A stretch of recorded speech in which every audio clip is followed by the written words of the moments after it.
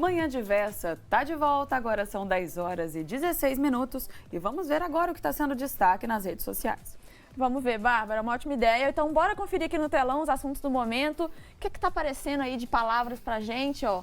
Vamos dar uma olhada, porque aqui a gente gosta de estar sempre atualizado, né, Mari? De cara a gente consegue ver ali Coldplay, que tiveram, né, a banda teve os shows que estavam marcados aqui no Brasil, que foram adiados, mas assim, não vou dar muito spoiler não, porque isso a gente vai deixar pro Netinho contar pra gente no Mundo dos Famosos. A gente consegue ver destaque ali também com relação às eleições. 100% das urnas terminaram de ser apuradas só ontem, 41 horas depois do fim das eleições. Lula 48,43% e Bolsonaro 43,20%. Eu acho que a gente tem até uma artezinha para pôr aqui na tela, porque demorou, muita gente não sabe, né, Bárbara? Mas assim, a gente, quando fechou, né, o resultado das eleições no domingo, ainda não estavam 100% das urnas apuradas, ainda faltavam, assim, alguns 0, alguma coisa por cento, né, provavelmente urnas de locais mais afastados, enfim, não sei exatamente quais são os critérios aí para essas urnas que demoraram, mas só foi fechar tudo mesmo 41 horas depois. Só ontem, 41 horas. Exato, então aí a gente teve esse resultado final agora com 100% das urnas apuradas, que foi o que você falou. E também tem mais uma aqui, é o Ciro está aparecendo também aqui nas palavras, e foi porque ontem, né, o PDT declarou apoio ao candidato Lula, né, e aí o Ciro Gomes disse apoiar a decisão do partido, apesar de não mencionar o nome do Lula no vídeo. Inclusive, a gente tem esse videozinho para mostrar para o pessoal de casa, o vídeo do Ciro, né, confirmando essa declaração de apoio do PDT. Vamos ver. Meus amigos e minhas amigas, acabamos de realizar uma reunião da Executiva Nacional Ampliada do PDT, em que, por unanimidade, nós tomamos uma decisão. E eu gravo esse vídeo para dizer que acompanho a decisão do meu partido, o PDT. Frente às circunstâncias, é a última saída. Lamento que a trilha democrática tenha se afunilado a tal ponto que reste para os brasileiros duas opções, a meu ver, insatisfatórias. Não acredito que a democracia esteja em risco nesse embate eleitoral, mas sim no seu absoluto fracasso da nossa democracia em construir um ambiente de oportunidades que enfrente a mais massiva crise social e econômica que humilha a esmagadora maioria do nosso povo. Ao contrário da campanha violenta da qual fui vítima, nunca me ausentei ou me ausentarei da luta pelo Brasil. Sempre me posicionei e me posicionarei na defesa do país contra projetos de poder que levaram o nosso povo a essa situação grave e ameaçadora. E a gente continua esperando também algumas outras declarações de apoio, né? Por exemplo, Simone Tebet ainda também não oficializou isso. E de qualquer forma, Mari, como a gente está vendo ali nos destaques, política acaba sendo o principal assunto, né? Enquanto a gente estiver nesse processo, eu acho que não vai ser diferente. Com certeza, e a gente está nesse momento que é tão importante de ver os outros candidatos e os outros, os ganhadores, né? Os que já foram eleitos, e os que não foram eleitos, né? É nesse momento em que eles vão aí declarar seu apoio, né, aos que ainda estão indo para o segundo turno. E então, como a gente conversou, né, Mari, essa semana com um cientista político, com o Paulo, ele falou exatamente como cada voto seria determinante para a decisão dessa eleição que está tão acirrada. E, obviamente, a gente fica na expectativa desses apoios ali oficiais, porque isso também vai ser importante. Com certeza, a gente teve o governador de Minas Gerais, Romeu Zema, apoiando o candidato do Bolsonaro, né, no segundo turno. O PDT apoiando o Lula e o Ciro, né? Ciro, exato. Apoiando, né, essa decisão. Junto com o partido. Junto com o partido, aguardamos aí a decisão da Simone Tebet e outras decisões também, mas é um momento que a gente fica aí esse assunto acaba aparecendo mais, porque a gente está, né, essas pessoas, elas, de certa forma, são formadoras de opinião, né? Para quem ainda está indeciso. Então, enfim, a gente fica aguardando essas decisões. E o Manhã Diverso te deixa por dentro de tudo. É isso aí. E ainda com relação a eleições, né? Uma coisa que a gente que está aqui em destaque, inclusive, na nossa tela, é as pesquisas eleitorais. A palavra pesquisa está aparecendo aqui porque isso ainda está sendo debatido, né? As pessoas estão tentando entender por que houve aí essa discrepância entre o resultado das pesquisas eleitorais para o primeiro turno das eleições e o resultado que a gente realmente teve, principalmente no número de votos, na porcentagem do Bolsonaro, né? E aí eu queria chamar aqui no telão o Vitor Ferreira, porque ele vai ajudar a gente a entender um pouco mais sobre isso. E um assunto que tem sido polêmico, né, Mari? Exatamente. Vitor, bom dia para você. Hoje você aparece um pouquinho mais cedo aqui no nosso programa. Explica um pouco pra gente aí do que está acontecendo, do que está sendo falado sobre esse assunto, né? Porque realmente ainda está rolando algumas dúvidas, né? Bom dia, Vitor. Bom dia, Bárbara. Bom dia, Mari. Bom dia a todos de casa que estão aí acompanhando a Manhã Diversa de hoje. Então, já que um dos assuntos mais importantes e discutidos do dia são as pesquisas eleitorais, vamos primeiro relembrar como que elas aconteceram no primeiro turno. A gente tem várias pesquisas reconhecidas pelo IPEC, né, que são a do Instituto Datafolha, reconhecidas pelo TSE, a gente tem a do Instituto Datafolha, a gente tem o IPEC, a IBESP, a Quest, Poder Data, entre outras. Aí está aparecendo na tela a do...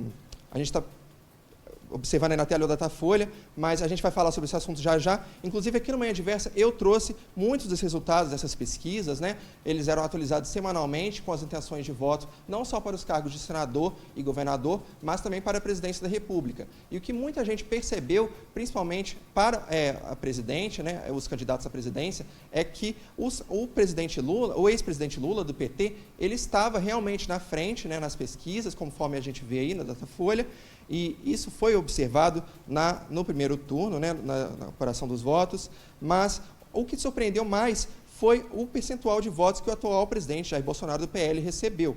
Então, vamos pegar aí, por exemplo, o Datafolha. Em relação aos votos válidos, que consideram as intenções de voto nulos e em branco, Lula começou a liderar em 28 de julho com 52%. E esse percentual continuou estável nos meses seguintes, oscilando em média para 2 pontos para cima ou para baixo.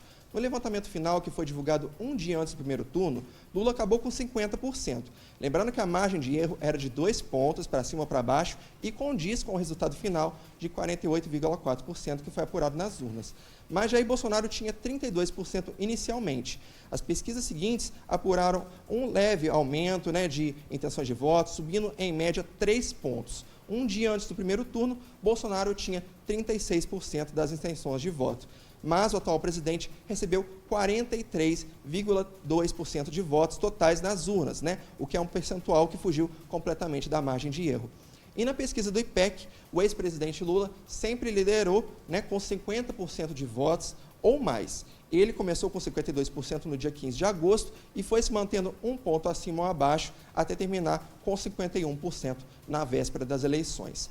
Bolsonaro iniciou com 37% em média, 2 pontos nas semanas seguintes, mas na reta final ele retomou os 37% que tinha no início. A margem de erro também era de 2 pontos, né, para mais ou para menos, e em nenhuma dessas pesquisas o resultado oscilou significativamente para nenhum dos dois candidatos.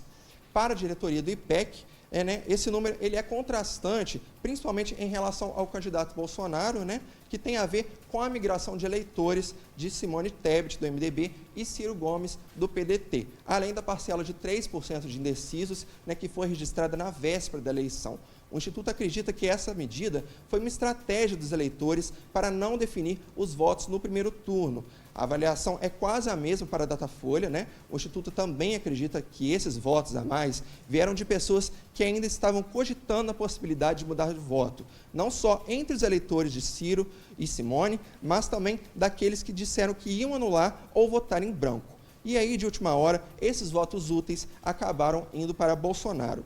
O segundo turno já é no dia 30 de outubro, né? Vamos aguardar os próximos dias com as próximas pesquisas eleitorais. Inclusive, hoje, às 6 horas da tarde, já sai o primeiro resultado do IPEC, né? Depois das eleições, com as intenções de voto para o segundo turno. Então, vamos aguardar, meninas. Obrigada, Vitor. Vitor Ferreira trazendo as informações sobre os números mais recentes relacionados à nossa eleição. E mantendo nesse assunto, vamos chamar então, Mari, para entender, assim, vamos chamar a nossa nota coberta para entender como funcionam as pesquisas?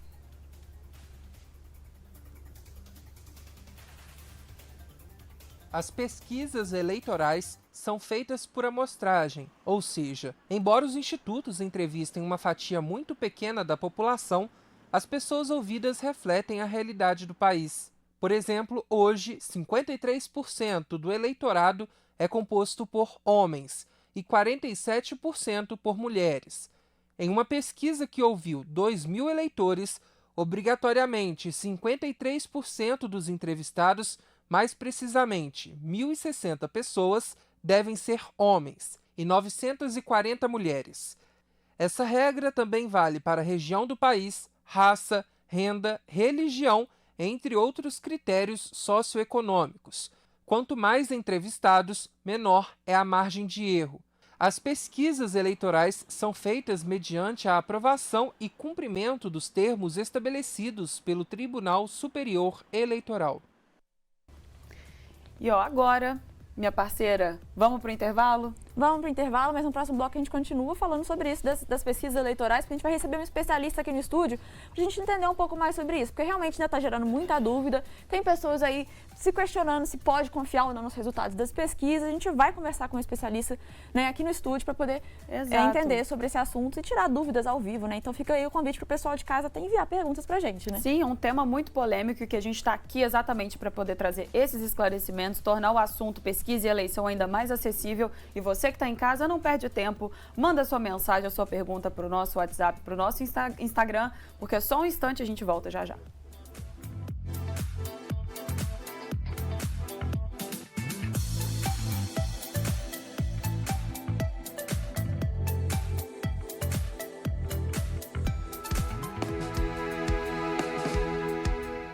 Neste domingo tem a 12ª feira de trocas e doações de mudas em Juiz de Fora, na zona da Mata Mineira. O evento é do coletivo Em Folhas e começa às 3 da tarde na Praça Agassiz, no bairro Mariano Procópio.